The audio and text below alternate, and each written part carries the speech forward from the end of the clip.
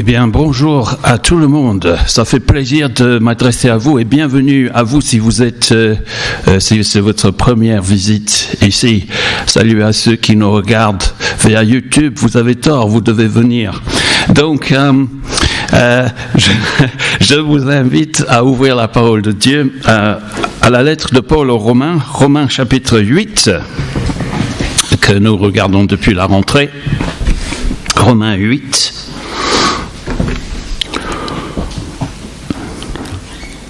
J'espère que vous avez tous une Bible. Là. Je sais à une personne qui a amené sa Bible ce matin. Je vois ça.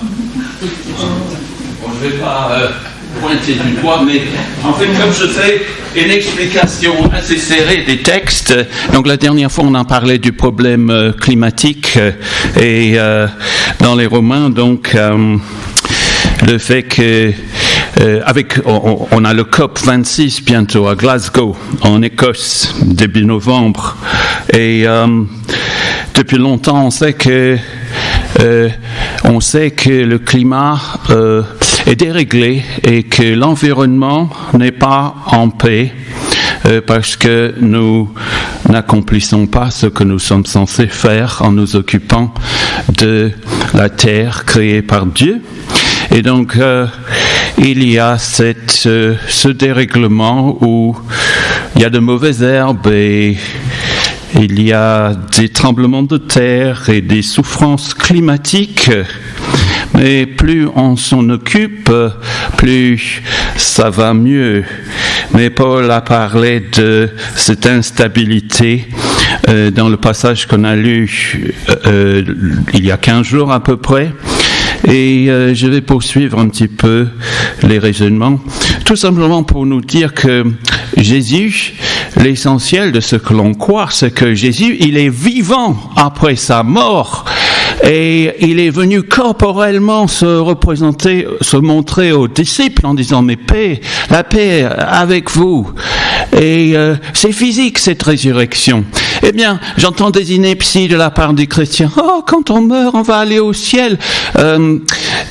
Dieu va restaurer physiquement cette création, renouveler cette création. Et si on veut parler du ciel, ce n'est qu'une étape temporaire auprès de Dieu en attendant qu'il vienne installer son règne à travers Jésus, son Fils. Et nous régnerons avec lui si nous avons cru en lui. Et donc Paul dit dans Romains 8 à partir du verset 18, « J'estime que les souffrances du moment présent ne sont pas dignes d'être comparées à la gloire qui va être révélée pour nous. » Verset 19, « De fait, la création attend avec un ardent désir la révélation des fils de Dieu. En effet, la création a été soumise à la vanité, comme disait Marie-Flore dans sa prière. Vanité des vanités, tout est vanité, toutes ces saisons qui s'enchaînent comme ça. Soumise à la vanité, non de son propre gré, mais à cause de celui qui l'y a soumise. Toutefois, tout n'est pas vain.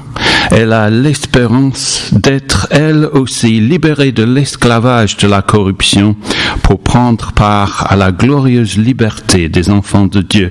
Or, nous savons que jusqu'à maintenant, la création tout entière soupire et souffre les douleurs de l'accouchement. Et ce n'est pas elle seule qui soupire, mais nous aussi, qui avons pourtant dans l'esprit un avant-goût de cet avenir.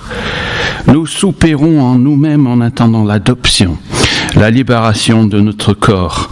En effet, c'est en espérance que nous avons été sauvés. Or, l'espérance qu'on voit n'est plus de l'espérance. Ce que l'on voit, peut-on l'espérer encore ? Mais si nous espérons ce que nous ne voyons pas, nous l'attendons avec persévérance. De même, l'Esprit aussi nous vient en aide dans notre faiblesse. En effet, nous ne savons pas ce qui convient de demander dans nos prières, mais l'Esprit lui-même intercède par des soupirs que les mots ne peuvent exprimer. Et Dieu, qui examine les cœurs, sait quelle est la pensée de l'Esprit parce que c'est en accord avec lui qu'il intercède en faveur des saints. Ici, les saints, c'est les chrétiens, tout simplement. C'est pas des gens qui ont l'auréole et tout. Hein. Seigneur, je te prie vraiment d'insuffler ton esprit et de nous parler, pas par les paroles de Bob, mais ta propre parole, Seigneur, et que tu nous montres la portée de ce que tu veux nous dire ce matin. Au nom de Jésus, Amen. Donc, c'était hier, hein? On a commémoré, on a pensé à la mort de Samuel Paty, donc décapité dans l'exercice de ses fonctions, le 16 octobre, à Conflans-Sainte-Honorine. Et je ne peux qu'exprimer ma solidarité, mon empathie avec la famille et ses proches et ses collègues en tant que fonctionnaire. Et puis en même temps, vendredi, il y avait un député britannique assassiné dans un comté où j'habitais autrefois. Il tenait une permanence et j'ai vu ça, je n'avais qu'à pleurer en regardant le désarroi. Et il y a tout un problème avec la parole maintenant, la violence de la parole sur les réseaux sociaux. Tu dis un truc, tu ne sais pas si tu vas être filmé, si quelqu'un va monter au créneau. Et puis il y a l'expression de l'esprit qui s'exprime, qui intercède par des soupirs que les mots ne peuvent exprimer dans ce passage. Et je me dis que une partie de la mission de l'Église, c'est d'être là, en train de soupirer, là où le monde souffre et soupire. Parce que là, les gens vont voir qu'on vibre pour eux de la part de Dieu. Et c'est un peu le sens du passage de ce matin, qui répond à la question sous-entendue et soulevée par les versets 17 à 18. Paul dit j'estime que les souffrances c'est les versets 18-19, les souffrances du moment présent ne sont pas dignes d'être comparées à la gloire qui va être révélée pour nous. Nous sommes faibles, nous sommes enclins à dévier. C'est ce que dit Paul dans Romains 7, le chapitre précédent. Mais comment affronter les souffrances, les difficultés, en étant convaincu que ça vaut le coup de tenir, sachant que dans la balance, la gloire qui sera révélée pour nous est infiniment supérieure à tout ce que l'on vit maintenant. Des choses qui nous font pleurer. Mais nous ne sommes pas seuls face à nos souffrances. L'Esprit Saint nous vient en aide dans notre faiblesse, nous dit Paul ce matin au verset 26. Et donc d'abord j'ai envie de parler de notre faiblesse, c'est mon premier point. Ensuite, ce que ce passage nous montre, c'est non seulement notre faiblesse, mais deuxièmement la force pour nous aider. Et puis enfin, notre fermeté auprès de Dieu, la fermeté de notre relation auprès de Dieu. Parlons d'abord de notre faiblesse. À la base, vous et moi, on est totalement incapables de faire quoi que ce soit pour nous-mêmes sur le plan spirituel. Je pense au verset que Matthieu a lu il y a quelques minutes. C'est pas que nous avons aimé Dieu, mais c'est lui qui nous a aimé le premier. Et nous sommes incapables, nous sommes faibles, totalement incapables de faire quoi que ce soit pour Dieu, à moins que Dieu ne prenne l'initiative. Par exemple, Paul dit aux Philippiens, c'est Dieu, à l'église de Philippe, c'est Dieu qui produit en vous le vouloir et le faire pour son projet bienveillant. Philippiens 2:13. Puis Jésus dit à ses disciples, sans moi, vous ne pouvez rien faire. Jean 15. Et puis dans l'Ancien Testament, tiens, ce n'est ni par la puissance, ni par la force, mais c'est par mon esprit, dit l'Éternel, le maître de l'univers. Zacharie 4:6. Là, il s'adresse au gouverneur qui devait rétablir la ville de Jérusalem, peut-être inquiet, je dois tout reconstruire. Mais c'est pas toi, t'as pas la force, mais c'est par mon esprit, dit l'Éternel. C'est pas par ta propre puissance. Donc, Dieu, Père, Fils et Esprit travaillent de concert et nous ne sommes jamais seuls en comptant sur Dieu dans notre faiblesse. Effectivement, nous ne savons pas quoi demander ou ce qui convient de demander dans nos prières. Nous ne savons même pas comment prier. N'est-ce pas? Jésus priait un jour dans un certain endroit et quand il eut fini, un de ses disciples lui dit « Seigneur, enseigne-nous à prier ». Et c'est incroyable, les disciples, ils avaient appris à prier selon la tradition juive depuis l'âge de 12 ans et priaient selon les formules de l'Ancien Testament. Mais en voyant Jésus, ils sont sidérés par ses prières. Il s'adresse à son Père. Il n'avait jamais vu quelqu'un prier comme ça. Et on me disait quand j'étais petit, il faut réciter tes prières. J'étais dans des écoles chrétiennes. Notre Père, toi qui es aux cieux, etc. Mais je disais des mots. Je récitais. Alors c'est pas ça la prière. Justement, en réponse à la demande du disciple, Jésus leur dit, quand vous priez, dites, notre Père, toi qui es...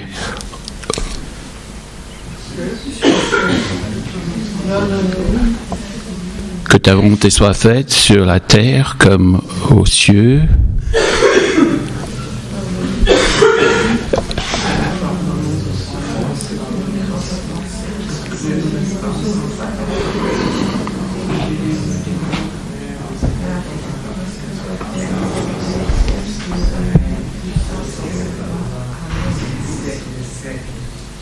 Amen. Le problème, c'est d'avoir transformé cette prière en une formule que l'on annonce. Que c'est probablement, à mon avis, c'est un modèle élastique, flexible. Jésus insuffle la vie dans ses paroles. Et on a besoin que l'Esprit inspire nos prières qui rebondissent sur les textes de la Bible comme des paroles vivantes qui viennent de la parole vivante. Je vais vous donner un exemple, c'est poignant, c'est dur pour moi. C'était la veille du décès de mon père, il y a quelques années. Je ne savais pas prier et j'étais faible.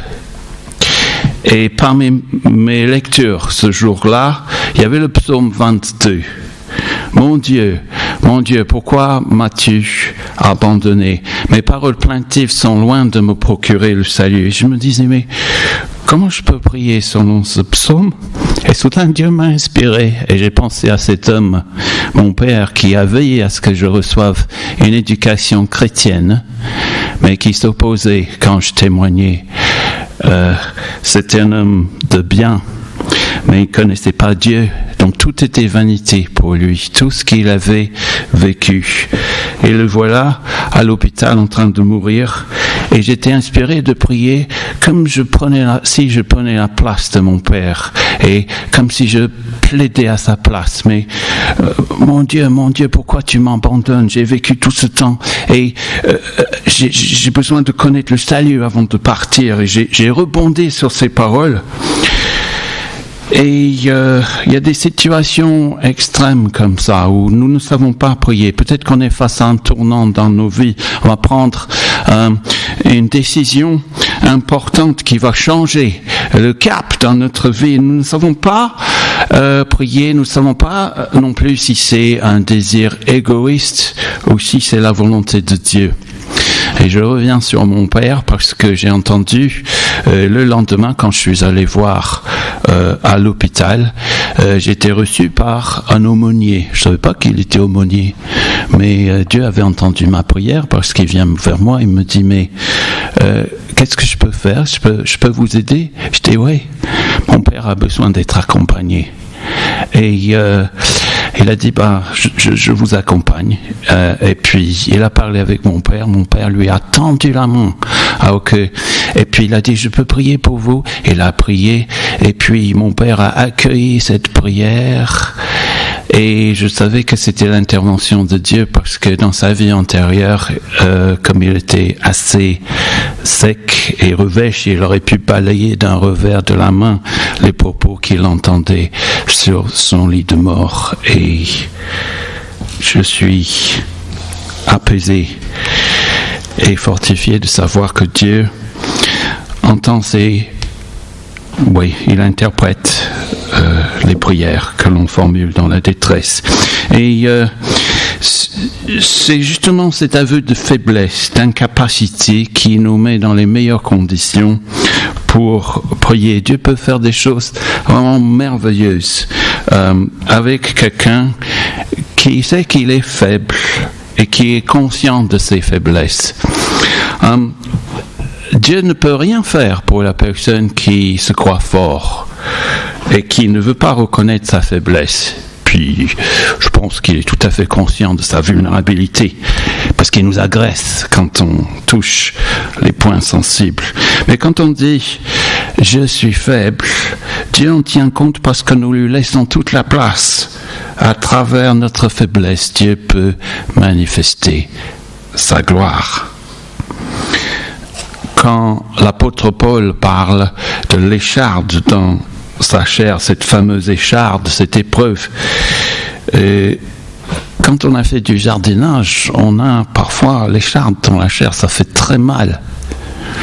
Et Paul dit, 3 fois j'ai supplié le Seigneur de l'éloigner de moi. Il m'a dit, ma grâce te suffit, car ma puissance s'accomplit dans la faiblesse. Et Paul poursuit, aussi je me montrerai bien plus volontiers fier de mes faiblesses, afin que la puissance de Christ repose sur moi. C'est pourquoi je me plais dans les faiblesses, dans les insultes, dans les détresses, dans les persécutions, dans les angoisses pour Christ, car quand je suis faible, c'est alors que je suis fort. Amen. 2 Corinthiens 12. Bon, je vais vous confier quelque chose. Je crois que j'ai passé la première moitié de ma vie en ne me confiant pas dans ma faiblesse. Je me suis appuyé sur mes forces. C'est les forces que Dieu m'avait données. Et j'ai été complètement cassé. Et maintenant, je ne peux que me vanter en quelque sorte, ou m'appuyer sur ma faiblesse, parce que je compte sur Dieu et sa force pour accomplir ce que j'essaie de faire, et ça va beaucoup, beaucoup mieux. Donc, après avoir parlé de notre faiblesse, nous allons évoquer en deuxième lieu la force pour nous aider, parce que l'Esprit est toujours là pour nous aider. Il nous vient en aide dans notre faiblesse, dit Paul ici, au verset 26. C'est quoi alors l'aide que l'Esprit nous apporte? Dans l'original, cette expression « venir en aide », c'est venir donner, apporter une aide qui correspond exactement aux besoins. C'est prendre l'initiative. Tiens, je vais aller donner un coup de main à cette personne qui se débat. C'est l'image de quelqu'un qui essaie de déplacer un objet tellement grand, peut-être un arbre qui bloque le chemin, qui bloque la route, et c'est si grand, c'est si lourd qu'il ne peut pas le déplacer tout seul. Et voilà, quelqu'un vient et il voit la difficulté de cette personne. Il prend un bout, toi tu prends l'autre, et ils arrivent tous les deux à déplacer cette charge. Je vais vous montrer comment ça s'est passé dans ma vie il y a quelques années. J'étais dans le jardin, donc on habite en campagne. Nos voisins, c'est à 400-800 mètres. Et j'étais dans le jardin, on est entouré de champs. Donc, et c'était à peu près à cette saison. Et j'entends, c'était un samedi soir, j'entends crac, et puis crac. Puis je me demande ce que c'est, et j'entends que ça venait de l'autre bout de notre terrain. Donc je suis allé voir, il y a un arbre, donc asséché par le climat, les problèmes climatiques, qui est tombé dans le champ de l'agriculteur à côté. Alors, le lendemain, j'avais le culte. Et je me disais, il faut que je dégage tout ça de son champ parce qu'il aura envie de le replanter bientôt. Donc l'après-midi, je rentre après le culte, je prends une hache, une brouette, ma petite tronçonneuse. Et j'ai travaillé tout l'après-midi et j'avais pas le sentiment de progresser. Et j'étais là avec ma tronçonneuse là et j'entends un tracteur. Et j'étais scié. Parce que donc c'était mon voisin, Monsieur Roulier. Merci. Il me dit, vous avez besoin d'aide? Je dis ouais. Et puis c'est incroyable parce que il a des terrains partout, des champs partout jusqu'à Savigny-Évêque, autour de Sargé. Et il vient là où je me débattais, il m'a dit, je peux dégager tout ça et mettre ça sur le côté, et puis vous pouvez débiter tranquillement le bois. Et il met en œuvre la fourche, la pelle à l'avant de son tracteur, et dans 10-15 minutes, voilà, le travail c'est fait. De même, l'Esprit nous vient en aide dans notre faiblesse, nous dit l'apôtre Paul. Et je disais, mais Seigneur, toute la semaine je vais être au travail, comment je vais pouvoir dégager tout ça? Et il est venu en aide dans ma détresse. C'était pas une énorme détresse par rapport à ce que vivent les gens, certaines personnes, mais j'ai juste envie de dire que Paul, dans ce passage, est en train de dire que tout dans notre vie est dynamisé par l'Esprit. Et il nous donne envie de prier, l'Esprit. N'importe quand, n'importe où. Il y a cette liberté. Je peux être en train de conduire ma voiture et comme je mets la musique à fond parce que j'aime bien ça, soudain, non, j'arrête la musique dans le silence. J'ai besoin de prier. Ou bien, je suis au travail dans une salle de cours ou en train de faire du jardinage et j'ai le désir de prier. Jamais ma nature ancienne, contrôlée par le péché, m'inciterait à prier. Quand on veut prier, c'est parce que Dieu éveille le désir de prier. C'est l'Esprit. Et si on veut marcher selon l'Esprit, souvent il nous conduira à prier. N'importe où, n'importe quand. Jonas qui a prié dans le ventre d'un gros poisson. Dieu nous parle quand nous sommes au travail. J'ai envie d'insister là-dessus parce que depuis les Grecs, depuis Platon, il y a une idée stupide. Donc, telle personne est à plein temps et telle autre, il fait un travail séculier. C'est complètement stupide parce qu'en Jésus, tout est pour Dieu. Il n'y a pas de sacré, de séculier.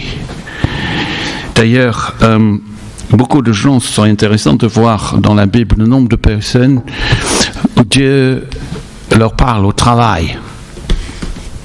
Quand Moïse était au travail dans le désert, en train de garder le troupeau de son beau-père, et voilà là-bas un buisson, un feu. Et c'était pour attirer son attention. Il aurait pu dire, il n'y a pas le feu. Il n'y a pas le feu. Mais ça attire, tiens, j'irai là-bas pour voir pourquoi le feu ne consomme pas le buisson. On est assez nombreux quand il n'y a pas le feu, non. Je vais continuer. Nous avons un buisson ardent en nous, c'est le Saint-Esprit. Et si on a envie de prier mais que l'on ne prie pas, on éteint le Saint-Esprit. On devient moins sensible à l'Esprit. Mais plus on est sensible à la conduite de l'Esprit, plus plus Dieu a de la place pour agir en nous et à travers nous. Nous ne savons pas ce qu'il convient de demander dans nos prières, nous dit Paul ici. Quelqu'un vient nous parler de son problème, on ne sait pas comment prier. J'ai eu quelqu'un, je suis assez intraitable sur les absences en cours, parce que j'estime que le contribuable français casque beaucoup pour financer des études de qualité. Et là, j'avais quelqu'un, un gars absent depuis 3 semaines, je crois. Puis il arrive mercredi dernier, il vient me voir tout de suite au bureau et il me dit en anglais, les autres n'ont pas entendu. Moi, je ne vais pas répéter ça parce que je n'ai pas, mais il a vécu une tragédie dans sa vie, d'où ses absences. Je l'ai regardé, je ne savais pas quoi dire, mais j'avais juste envie de pleurer. Et les gens, voilà, l'esprit qui vibre en moi, je ne peux rien dire, mais j'ai envie de savoir comment il va. Par la suite, je vais aller le voir. L'esprit lui-même intercède par des soupirs que les mots ne peuvent exprimer. Moi, j'étais sensible aux souffrances de cette personne parce que je les ai vécues moi-même. Qui pousse des soupirs ici, dans ce passage? Ce n'est pas nous. C'est l'esprit qui soupire. Et Dieu qui examine les cœurs, verset 27, il sait quelle est la pensée de l'esprit. Et dans l'original, l'expression, c'est l'image de quelqu'un qui éclaire un flambeau et qui se promène lentement à l'intérieur d'une grande pièce mal éclairée à la recherche de quelque chose. Ou peut-être qu'il cherche dans le noir en écoutant. Et qu'est-ce qu'il veut trouver? Et que se passe-t-il quand il le trouve? Sans doute lorsque Dieu sonde les espaces ténébreux de nos cœurs, il tombe sur un tas de choses que nous aimerions garder secrets. Mais selon Paul, la chose que Dieu voudrait trouver en sondant le cœur de chaque chrétien, c'est le son des soupirs de l'esprit.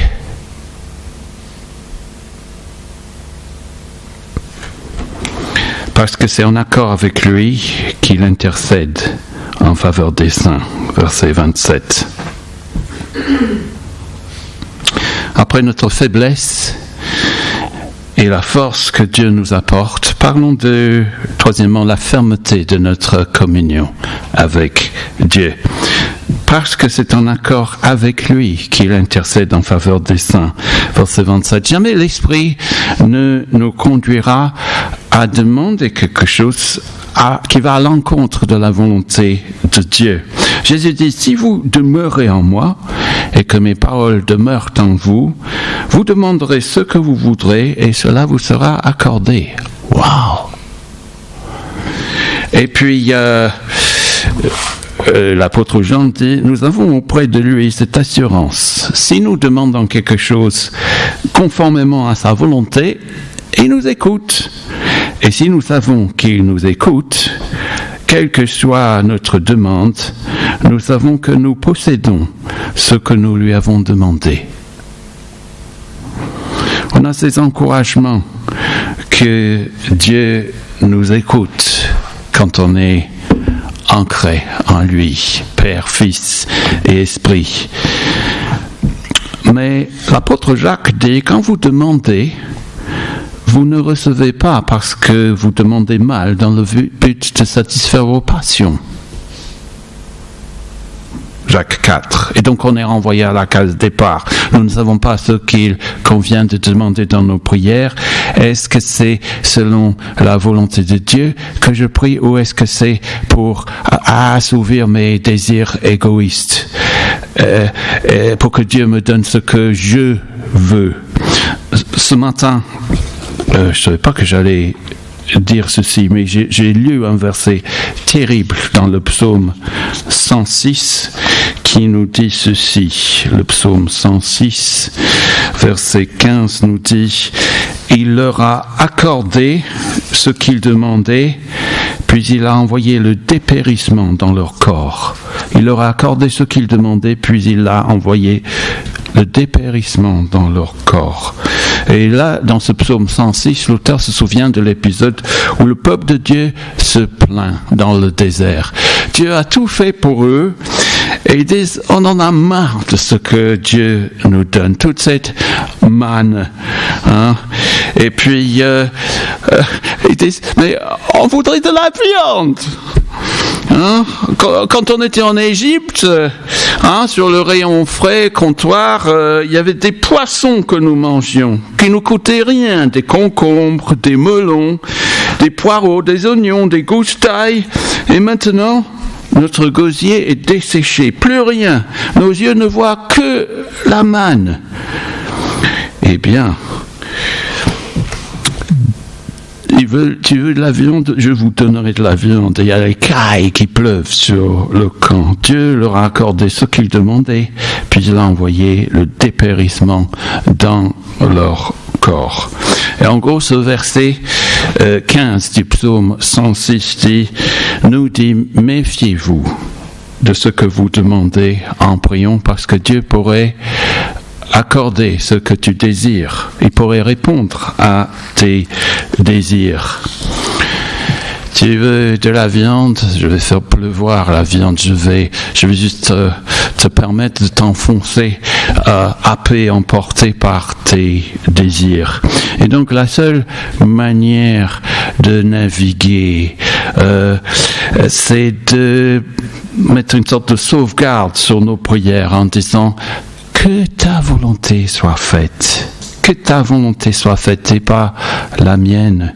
Et les gens disent, mais il faut dire, enfin on peut penser souvent, il faut dire ça à chaque fois, que ta volonté soit faite. Je prie au nom de Jésus, pas selon mon propre nom.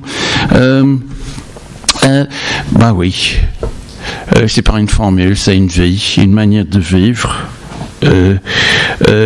Est-ce que, par exemple, si Dieu règne, si Dieu est le boss, je peux accepter la vie, mes circonstances, même les épreuves, telles qu'il décide, parce qu'on a vu que la gloire qui nous attend pèse infiniment plus dans la balance. Et puis Paul dira plus tard, mais toute chose concourt au bien de ceux qui aiment Dieu. Et rien ne nous sépare de l'amour de Dieu. L'angoisse, la souffrance, la mort, les accusations, les fausses accusations. Et souvent on dit, mais si moi je gérais le monde, si moi je gérais la vie, je disposerais les circonstances de manière différente. Je ferais mieux que Dieu, en gros. Et c'est terrible de réagir comme ça.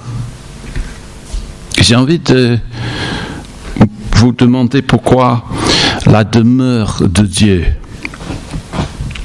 l'espace qu'il habite, pourquoi autour de son trône, tout ce qui émane de son trône, c'est l'environnement parfait, c'est le paradis. C'est parce que dans sa présence, c'est là où sa volonté s'accomplit parfaitement. Et quand nous prions, comme Jésus nous a enseigné à faire en disant « Que ta volonté soit faite comme au ciel », il a dit ça juste avant de mourir à la croix. Il a dit « Mais que cette coupe, éloigne de moi cette coupe. Et toutefois, si c'est ta volonté. » Et puis il a été fortifié. Puis il est allé affronter la mort pour nous. Il est revenu à la vie pour venir nous rencontrer physiquement, personnellement. C'est l'avenir qui entre dans le présent, qui nous donne cet avant-goût de tout ce que Dieu a en réserve pour nous. Quand il renouvellera toutes choses, il est déjà en train de nous renouveler de l'intérieur. Eh bien, C'est parfait autour de Dieu parce que dans sa présence, c'est sa volonté qui s'accomplit parfaitement. Et quand nous prions comme Jésus nous a enseigné en disant « Mais que ta volonté soit faite sur la terre comme au ciel », qu'est-ce que nous demandons ? Nous demandons que le ciel vienne sur la terre, n'est-ce pas ? Et que le ciel envahisse la terre. C'est ce qui va se passer. Les deux sphères vont converger quand Jésus reviendra établir son royaume et envahir, purifier la terre de tout le mal et la pollution et les meurtres et les maladies dues à notre péché. Et quand nous disons que ta volonté soit faite et pas la mienne, nous sommes en train de dire ne me donne pas ce que je demande, mais donne-moi ce qui est parfait selon ta volonté. Hein? Donne-moi ce qui est parfait à tes yeux, non pas ce que je désire. Et donc, quand on prie que ta volonté soit faite, c'est pas une formule, non pas la mienne, ça va supprimer toute limite à nos prières, les limites de notre sagesse, notre aveuglement pur et simple, nos faiblesses, parce que cela nous élève vers le trône de Dieu et cela enlève notre faiblesse et l'Esprit vient nous aider au sein de notre faiblesse et on est fortifié et affermi dans l'assurance. Notre assurance est le ciel envahit la terre, l'Esprit inonde nos cœurs et il illumine la parole et on a cette assurance exprimée par Paul au verset 28. Du reste, nous savons que tout contribue au bien de ceux qui aiment Dieu, de ceux qui sont appelés conformément à son plan. Et nous pouvons supporter et surnager par rapport à tout ce que nous rencontrons. Amen. Amen.